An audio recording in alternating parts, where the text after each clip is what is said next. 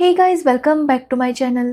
तो आज के इस वीडियो में मैं आपको एक्सप्लेन करने वाली हूँ 2022 में ये बंगाली सीरीज़ धप्पा। तो चलिए विदाउट वेस्टिंग टाइम सीरीज़ का एक्सप्लेनेशन स्टार्ट करते हैं। इस सीरीज़ में 5 स्टोरीज हैं। तो पहली स्टोरी स्टार्ट करते हैं जिसका नाम है रात की बात। स्टोरी स्टार्ट होती है मीरा नाम की लेडी से जो अपने हस्बैंड सतीश से नाराज़ थी, इसलिए वो उसके साथ बात ही नहीं कर रही थी और वो तैयार होकर अपने कॉलेज जाने लगती है। एक्चुअली मीरा एक प्रोफेसर है तो वही सतीश एक गवर्नमेंट ऑफिस में जॉब करता है। जिसके बाद सतीश देखता है कि मीरा उससे कुछ ज़्यादा ही नाराज़ है। अब मीरा अपने कॉलेज आती है जहाँ पर उसकी मुलाकात उसके एक स्टूडेंट से होती है। यहाँ पर हम देखते हैं कि वो स्टूडेंट मीरा को बहुत ज़्यादा पसंद करता है, लेकिन मीरा उसकी बातों पर ज़्यादा ध्यान नहीं दिया करती थी। आज भी वो उसके साथ बात करने आता है, लेकिन मीरा काफ़ी अपसेट थी। यहाँ पर उनकी बातों से हमें पता चलता है कि मीरा कल अपने हस्बैंड सतीश के साथ मूवी देखने के लिए जाने वाली थी, लेकिन सतीश टाइम पर नहीं आ पाया था, जिसकी वजह से उनका मूवी का प्लान कैंसिल हो गया था और इसी वजह से मीरा काफ़ी ज़्यादा अपसेट थी। जिसके बाद मीरा कॉलेज में जाती है तो सतीश का उसे मैसेज आता है जिसमें सतीश बताता है कि कल वो दोनों मूवी देखने जाएंगे। उसने टिकट भी बुक कर ली थी और ये देखकर मीरा काफ़ी खुश होती है कि तभी वहाँ पर उसका स्टूडेंट आता है और मीरा से कहता है कि उसकी एक कज़िन अमेरिका जाने वाली है, जिसके लिए उसने पार्टी रखी है और वो उसे वहाँ पर बुलाना चाहता है। अब ये सुनकर मीरा कहती है कि वो नहीं आ सकती क्योंकि कल वो मूवी के लिए जाने वाली है। अब मीरा को इतना खुश देखकर उसका स्टूडेंट समझ जाता है कि मीरा के हस्बैंड ने उसके लिए टिकट बुक कर दी है। जिसके बाद वो वहाँ से चला जाता है। तो वही मीरा जब घर पर आती है तो सतीश उससे कहता है कि उसकी कल की छुट्टी कैंसिल हो सकती है क्योंकि कल उसे कुछ इम्पोर्टेंट काम था। अब ये सुनकर मीरा काफ़ी ज़्यादा गुस्सा हो जाती है, लेकिन सतीश कहता है कि वो 6 बजे तक आने की कोशिश करेगा। जिसके बाद फिर से मीरा सतीश के साथ बात करना बंद कर देती है। अब अगले दिन मीरा जब तैयार होकर बैठी थी तो उसे पता चलता है कि सतीश अब तक नहीं आ पाएगा, इसलिए वो गुस्सा होती है और अपने स्टूडेंट के पार्टी में जाती है जहाँ पर मीरा काफ़ी एंजॉय करती है और बहुत ज़्यादा ड्रिंक करती है। अब अगले दिन जब मीरा को होश आता है तो वो बेडरूम में थी और ये देखकर वो काफ़ी डर गई थी क्योंकि उसे समझ में नहीं आ रहा था कि कल रात को क्या हुआ। तभी वहाँ पर उसका स्टूडेंट आता है और अपनी टीचर से यही पूछने लगता है कि आखिर क्या हुआ, क्योंकि उसे भी कल रात का कुछ भी याद नहीं था। अब वो दोनों ही काफ़ी परेशान हो जाते हैं। जिसके बाद मीरा अपना मोबाइल चेक करती है तो उसने अपने हस्बैंड को मैसेज किए थे कि वो उसके बिना भी एंजॉय कर सकती है। साथ ही उसका एक किसिंग फोटो था जो उसने सतीश को भेजा था, लेकिन अभी तक सतीश ने वो फोटो सीन नहीं किया था। अब ये देखने के बाद उसका स्टूडेंट कहता है कि जल्दी से वो लोग सतीश के ऑफिस में जाएंगे और वहाँ जाते ही मीरा को उसके मोबाइल से ये फोटो डिलीट करना होगा, इसलिए उसका स्टूडेंट उसे ऑफिस लेकर जाता है, लेकिन सतीश अभी तक आया नहीं था। तभी वहाँ पर सतीश भी आता है और मीरा उसे सब कुछ बताने लगती है कि कल रात वो पार्टी में गई थी और पता नहीं उसके साथ क्या हुआ, उसे कुछ भी याद नहीं आ रहा। जो सुनकर सतीश स्माइल करने लगता है और मीरा से कहता है कि कल जब मीरा ने काफ़ी ड्रिंक किया था तो उसने गुस्से में सतीश को कॉल किया था और उसे वहाँ पर बुला लिया था। जिसके बाद सतीश वहाँ पर आया और उन लोगों ने काफ़ी पार्टी की। जिसके बाद वो उसके साथ ही रूम पर गई थी और उन दोनों के बीच ही रोमांस हुआ था। अब ये सुनने के बाद मीरा काफ़ी ज़्यादा खुश होती है। साथ ही सतीश मीरा से माफ़ी मांगता है कि वो उसे टाइम नहीं दे पा रहा था, लेकिन वो उससे कहता है कि अब वो 1 हफ्ते की छुट्टी लेगा और वो दोनों घूमने जाएंगे। जो सुनकर मीरा काफ़ी खुश होती है और उनके बीच सब कुछ ठीक हो जाता है और यहीं पर यह स्टोरी एंड हो जाती है। दूसरी स्टोरी का नाम है होली, जो कि स्टार्ट होती है अनुष्का नाम की लड़की से जिसे पता चलता है कि वो प्रेग्नेंट है, लेकिन उसे ये पता नहीं था कि उसके बच्चे का पिता कौन है। एक्चुअली अनुष्का ने होली वाले दिन काफ़ी ज़्यादा भांग पी थी। वहाँ पर उसका मंगेतर कार्तिक भी था और वो दोनों रोमांस करने ही वाले थे कि तभी कार्तिक के पापा का कॉल आया था और वो वहाँ से चला गया था। जिसके बाद अनुष्का को याद नहीं कि उसने किसके साथ क्या किया था और वो प्रेग्नेंट कैसे हो गई। अब अनुष्का काफ़ी टेंशन में थी तो उसकी फ्रेंड उसे कहती है कि क्यों ना वो होली के फ़ोटोज़ देखे। उसे देखने के बाद वो लोग समझ जाएंगे कि अनुष्का के पास तब कौन कौन आया था। अब वो लोग फ़ोटोज़ देखने लगते हैं तो उसमें पहले थे उसके बड़े जीजाजी। अब अनुष्का जब उनके पास जाती है और उनसे पूछती है कि होली वाले दिन क्या हुआ था, तो वो बताते हैं कि अनुष्का के पापा ने अनुष्का को बहुत डांटा था। जिसके बाद वो अनुष्का के पापा को समझा रहे थे कि अनुष्का को उन्हें इस तरह से डांटना नहीं चाहिए। अब ये सब सुनकर अनुष्का समझ जाती है कि उसके बड़े जीजाजी ने कुछ भी नहीं किया था। जिसके बाद अनुष्का को याद आता है कि उसकी फ्रेंड भी अपने हस्बैंड के साथ वहाँ पर आई थी, इसलिए अनुष्का अपनी फ्रेंड से मिलने जाती है। तो उसकी फ्रेंड बताती है कि वो प्रेग्नेंट है क्योंकि अनुष्का ने होली वाले दिन उन दोनों को भांग पिला दिया था और उसी की वजह से वो प्रेग्नेंट हो गई। अब ये सुनने के बाद अनुष्का समझ जाती है कि उसके फ्रेंड के पति ने भी कुछ भी नहीं किया था। तभी अनुष्का को बार बार कार्तिक का कॉल आ रहा था, लेकिन वो उसे रिसीव नहीं कर रही थी क्योंकि वो किस मुंह से उसे बताती कि वो प्रेग्नेंट है। अगर कार्तिक शादी तोड़ देता तो क्या होता, जिसकी वजह से अनुष्का कार्तिक को कुछ भी नहीं बताती। जिसके बाद वो फिर से फोटो चेक करती है तो उसे पता चलता है कि वहाँ पर छोटे जीजाजी भी थे। इसलिए अनुष्का उनसे मिलने चाहती है तो उसके जीजाजी बताते हैं कि होली वाले दिन उन्होंने अनुष्का को काफ़ी ढूंढा, लेकिन अनुष्का कहाँ थी ये उन्हें पता ही नहीं चला। अब ये सुनने के बाद वो समझ जाती है कि उन्होंने भी कुछ भी नहीं किया था। जिसके बाद अनुष्का घर आती है तो कार्तिक फिर से उसे कॉल करता है।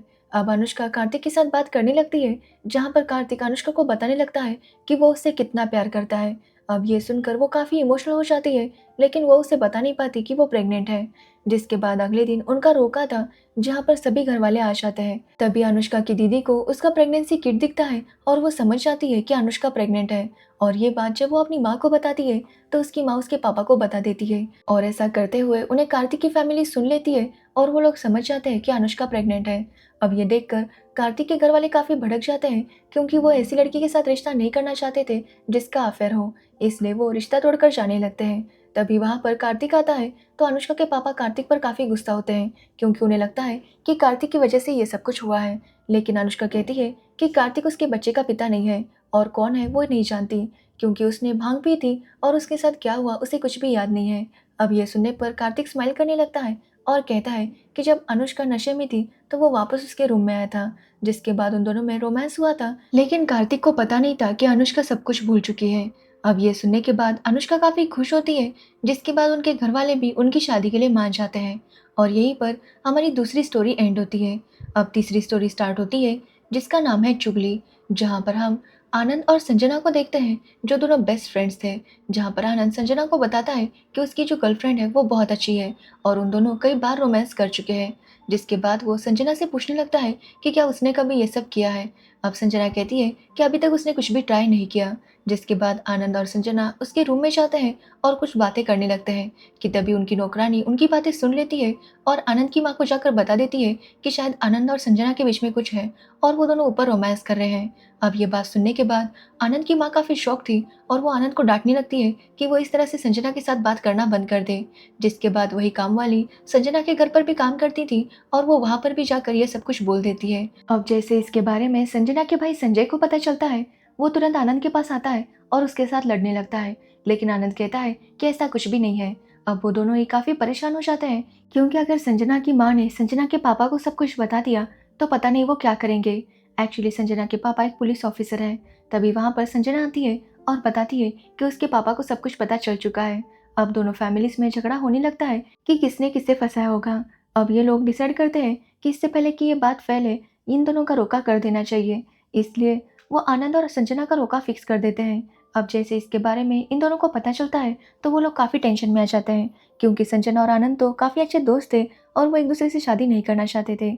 अब ये सुनने के बाद आनंद संजना से कहता है कि क्यों ना वो मुंबई भाग जाए, वैसे भी उसकी जॉब लग चुकी है, इसलिए अगर वो मुंबई भाग गया तो उनकी शादी ऑटोमेटिकली कैंसिल हो जाएगी।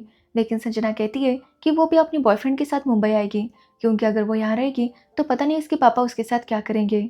अब ये सुनने पर आनंद भी उनके प्लान में शामिल हो जाता है और डिसाइड करते हैं कि आज रात ही आनंद और संजना यहाँ से भाग निकलेंगे।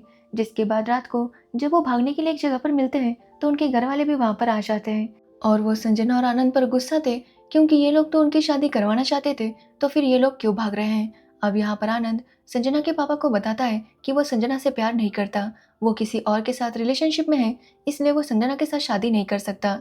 अब ये सुनकर सभी लोग काफ़ी शॉक थे।